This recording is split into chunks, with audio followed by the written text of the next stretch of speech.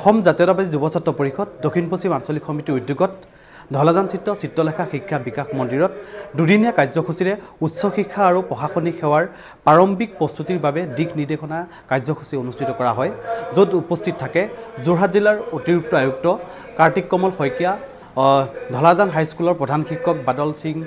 কুৰ্মী ডাঙৰীয়া, অসম জাতীয়তাবাদী যুৱ ছাত্ৰ পৰিষদৰ কেন্দ্ৰীয় সমিতিৰ উপ সভাপতি শিৱ কলিতা ডাঙৰীয়া, যোৰহাট জিলা সমিতিৰ সন্মানীয় সভাপতি অসীমজ্যোতি শইকীয়া, পকামুৰা হাইস্কুলৰ অধ্যক্ষ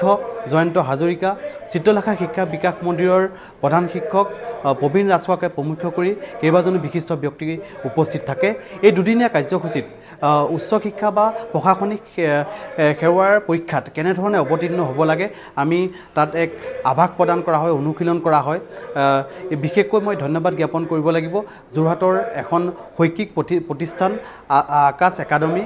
একাডেমীৰ দুজন আমি প্ৰশিক্ষক ইয়ালৈ আমন্ত্ৰণ জনাই আনিছোঁ। দুইজন প্ৰশিক্ষকে আজি দিনজোৰাভাৱে তেওঁলোকে প্ৰশিক্ষণ প্ৰদান কৰিছে আৰু ছাত্ৰ ছাত্ৰীসকলক, উঠি অহা প্ৰজন্মসকলক কেনেধৰণে উচ্চ শিক্ষা আৰু প্ৰশাসনিক সেৱাৰ পৰীক্ষাত কেনেধৰণে অৱতীৰ্ণ হ'ব লাগে সেইসমূহত যথেষ্টখিনি তেওঁলোকে অভিজ্ঞতাৰে তেওঁলোকে পাঠদান প্ৰদান কৰিছে। আমি আশা কৰিছোঁ এই পাঠদানৰ জৰিয়তে উঠি অহা প্ৰজন্ম বা এই অঞ্চলৰ যিসকল শিক্ষিত যুৱক যুৱতী ছাত্ৰ ছাত্ৰীসকল উপকৃত হ'ব বুলি আমি আশা প্ৰকাশ কৰিছোঁ। আজি অসম জাতীয়তাবাদী যুৱ ছাত্ৰ পৰিষদ দক্ষিণ পশ্চিম যোৰহাট আঞ্চলিক সমিতিৰ দ্বাৰা আজি আয়োজিত যি উচ্চ শিক্ষা আৰু প্ৰশাসনিক সেৱাৰ প্ৰাৰম্ভিক প্ৰস্তুতি তথা দিক নিৰ্দেশনা অনুষ্ঠান আছিলে, তাত মই উপস্থিত হৈ সঁচাকৈ অতিকৈ আপ্লুত হৈছোঁ। ইয়াত তেওঁলোকে যি এটা এই সবল প্ৰচেষ্টাত তেওঁলোকে আমাৰ এই অঞ্চলৰ যি ছাত্ৰ ছাত্ৰীসকলৰ তেওঁলোকৰ ভৱিষ্যতৰ কাৰণে তেওঁলোকে যি এটা অনুষ্ঠান পাতিছে সঁচাকৈ প্ৰশংসনীয়।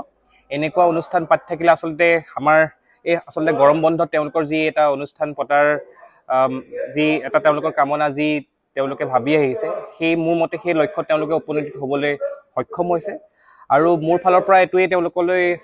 মোৰ ফালৰ পৰা আশা থাকিলে যে এনেকৈ তেওঁলোকে অনুষ্ঠান পাতি যাওক, যি আমি আমাৰ বিভিন্ন জেগাৰ যোৰহাট জিলাৰ বিভিন্ন জেগা ছাত্ৰ ছাত্ৰীসকল আছে, তেওঁলোকৰ কাৰণে তেওঁলোকৰ নিজৰ সবল প্ৰচেষ্টাত তেওঁলোকে আৰু তেওঁলোকক উত্তৰণ কৰক, আৰু তেওঁলোকৰ আগবাঢ়ি যাওক, আৰু তেওঁলোকে আমাৰ এই যি যোৰহাটৰ শৈক্ষিক তথা বৌদ্ধিক যি মানৱ বিকাশৰ কাৰণে, ছাত্ৰ ছাত্ৰীসকলৰ বিকাশৰ কাৰণে যি প্ৰচেষ্টা আগবঢ়াইছে, এই প্ৰচেষ্টা সুদূৰ ভৱিষ্যতৰ কাৰণে তেওঁলোকে কৰি যাওক, তাৰে কামনাৰে মই দুআষাৰ ধন্যবাদ।